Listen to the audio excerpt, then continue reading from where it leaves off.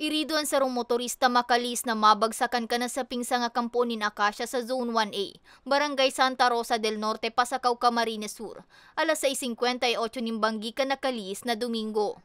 Binisto ang biktima na si Billy Joe Bigsas, residente kan Sitio Canal, Barangay Odicon, parehong Banwaan.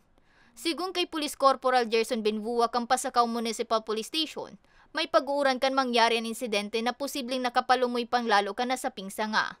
Matapo naman daan kahoy huli ta dekada na ini. Tulos man ay pigdara sa ospital kang personalis kang Municipal Disaster Risk Reduction and Management Office ang biktima na nagsapo nin mga lugad sa iyang hawak.